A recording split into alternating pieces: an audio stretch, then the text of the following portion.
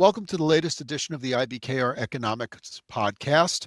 Our usual host, Andrew Wilkinson, is out today, so I'll be taking over. I'm Steve Sosnick, Chief Strategist at Interactive Brokers, and I'm joined today, as usual, by my colleague and friend, Jose Torres, our Senior Economist. Hi, Jose. Hi, Steve. Great to be here. Great to see you. Well, there's a 500-pound gorilla in the room, and that is the Kevin Warsh nomination from Friday. It's amazing the range of opinions that there are out there. Is he a hawk? Is he a dove? Is he a hawk in dove's clothing? Is he a dove in hawk's clothing? Is he just a political animal? I really would like your opinions on this, please. Well, Steve, it's definitely been confusing, especially with the trading, but I think on balance, the highest probability nominee that would stand up to a commander-in-chief that wants to pursue overly loose policy would be Kevin Warsh. And that's how we're seeing a stronger dollar. We're seeing sell-offs in precious metals. Historically, Steve, Warsh is one of the classic Republicans as it relates to monetary policy. He prefers higher real rates. He prefers a Federal Reserve that doesn't have an overly large balance sheet that interferes with the natural market forces of supply and demand in the Treasury complex. And of course, Steve, that's not necessarily what President Trump wants. However, leading up to the nomination, and here's where the confusion increases significantly, leading up to the nomination, Kevin Warsh talked about wanting to pursue a policy with lower rates, and he delivered some talking points that were essentially music to the ears of the president. So that's really where all the confusion is coming from, and where the wide range of comments that different experts are making throughout the week. I mean, that's a fair grounds for confusion, though. I mean, I remember during his term as governor, he was actually not in favor of Bernanke's helicopter money, was concerned about lowering rates too much being an inflationary pressure, despite the fact that actually the problem at the time was deflation. So it is, I think, a fair question to ask, has he changed his stripes, or is he knows that he's got to, at least in the short term, appease an audience of one? Do you feel that some of the criticism or some of the questioning is justified? I think so, definitely, because another important dynamic is that so many years have passed since that's roughly 15, 16 years ago. So there is an allowance for economists and for Fed officials to change their opinions as years go by. Obviously, our debt numbers are way higher. The composition of our economy is much different, with, for example, the manufacturing and real estate sectors continuing to suffer under restrictive financial conditions for those sectors, but not necessarily for the broader economy as it relates to consumer spending or labor markets or artificial intelligence investment or for the stock market. So those ideas and those standpoints have changed over time. So it'll be interesting to see what happens. Wall Street's still expecting roughly around 2 cuts into year end for starting in June, and one probably around September or November. So we'll see what happens. Of course, crude oil prices have risen significantly. Housing is a disinflationary force. So we'll see what kind of inflation numbers we get in the next few months.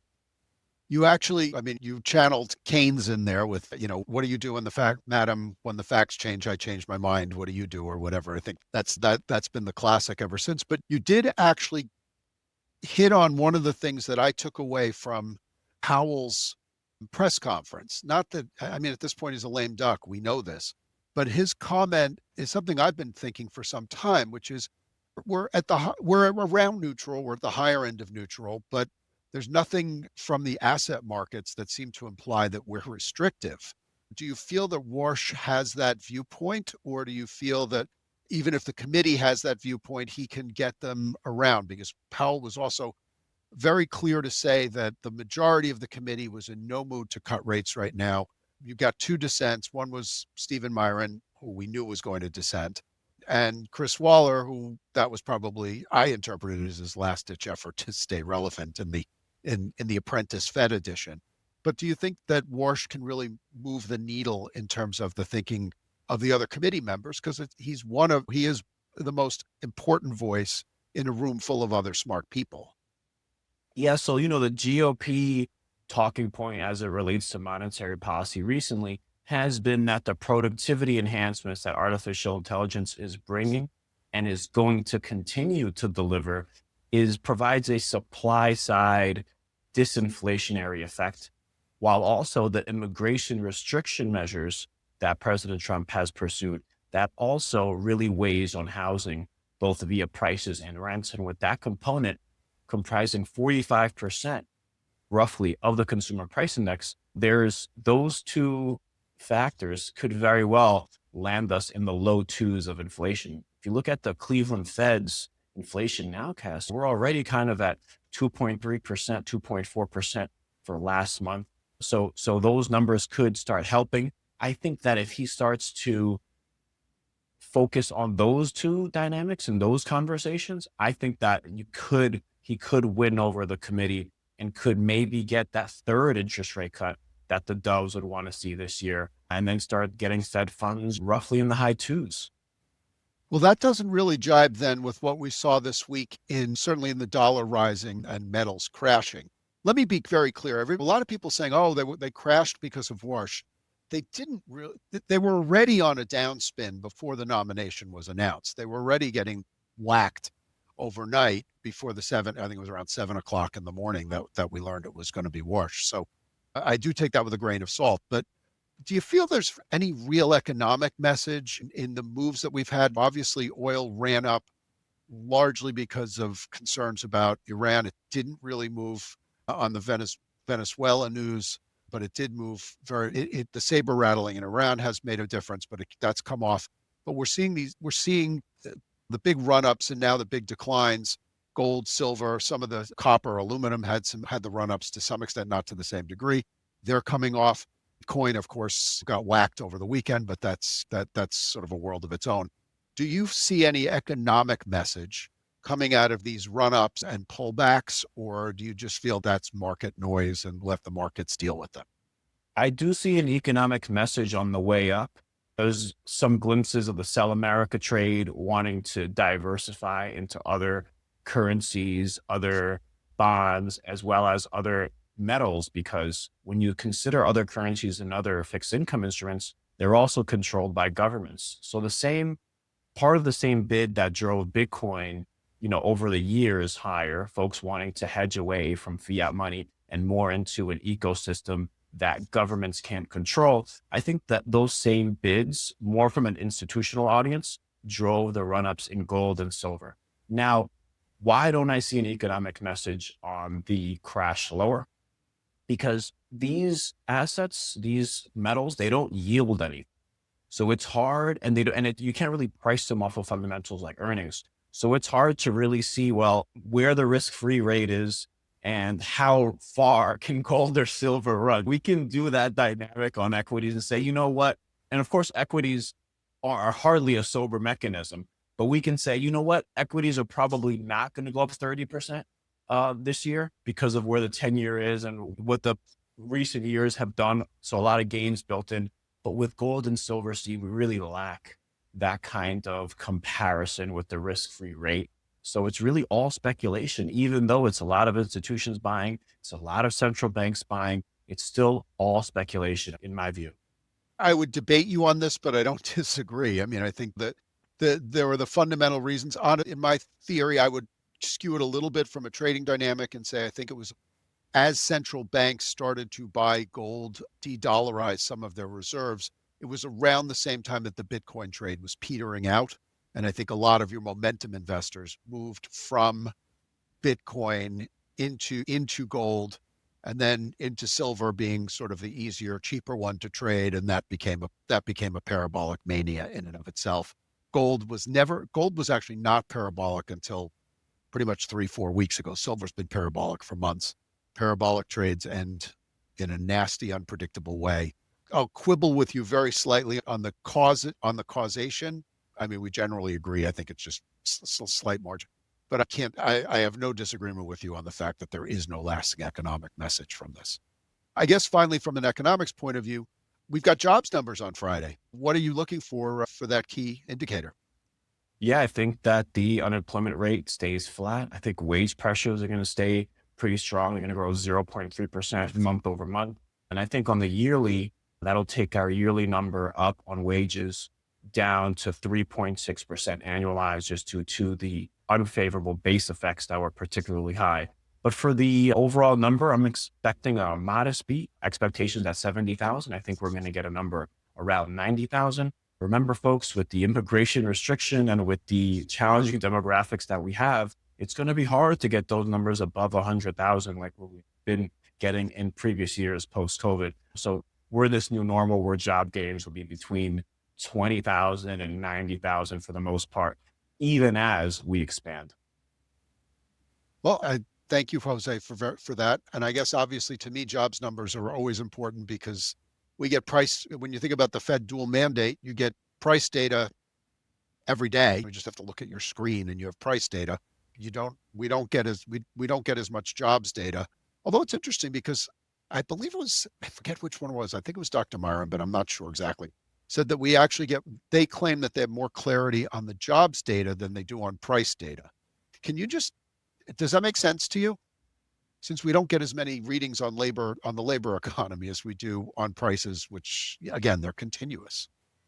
Yeah, I mean, I think I'm more in the middle. I think that we have real-time measures of inflation. Of course, that side of the aisle have been pointing to this new measure called true inflation. Steve, I don't know if you've seen it on Twitter and stuff, X, but it is trending really a lot lower. So we have that real-time price measure. And then we have Indeed's job openings, but a more comprehensive number that's been now added to our economic calendars.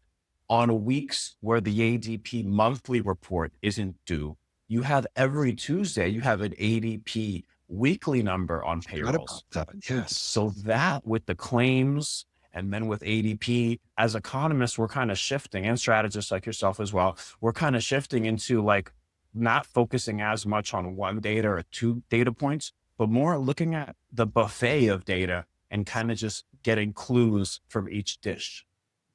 Yes, I did know that the ADP was coming weekly. I do forget about it. It's not in my mindset to the same degree that some of the others are.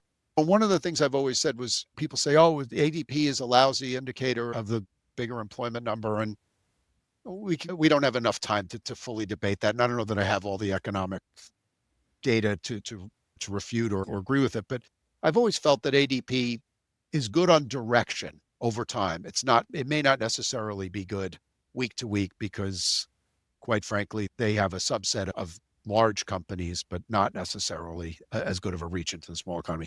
Just in like the short time we have left, does that comment make any sense? Or you could just tell me if I'm talking out the wrong way.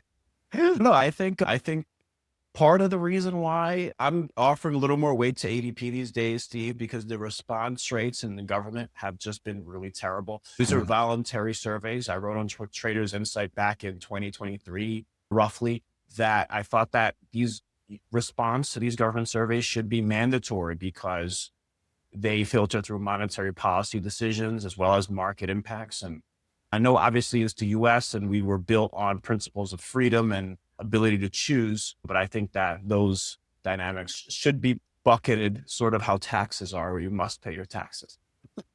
On that note, sorry, Steve, just ADP real quick. They have a good data. They don't necessarily depend on responses. They just have the data there, and it's a pretty large sample size.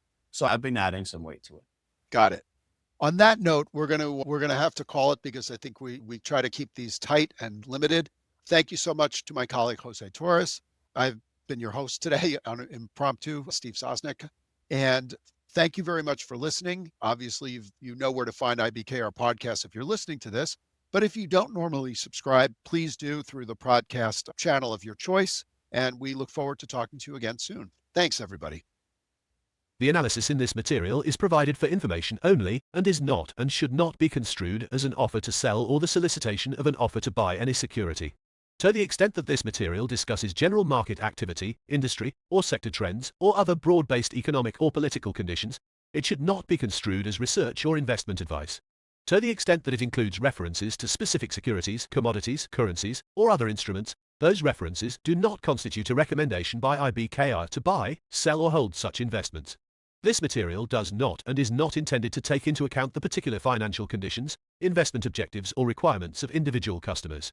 Before acting on this material, you should consider whether it is suitable for your particular circumstances and, as necessary, seek professional advice. Investments in certain commodities, precious metals, may be subject to significant price volatility and often involve risks related to market fluctuations, liquidity constraints, geopolitical events, and changes in global economic conditions that could adversely affect their value. Trading in digital assets, including cryptocurrencies, is especially risky and is only for individuals with a high risk tolerance and the financial ability to sustain losses. Eligibility to trade in digital asset products may vary based on jurisdiction. Trading in Bitcoin futures is especially risky and is only for clients with a high risk tolerance and the financial ability to sustain losses. More information about the risk of trading Bitcoin products can be found on the IBKR website. If you're new to Bitcoin or futures in general, see Introduction to Bitcoin Futures. U.S. spot gold trading through IB LLC accounts is only available to legal residents of the United States that do not reside in Arizona, Montana, New Hampshire, and Rhode Island.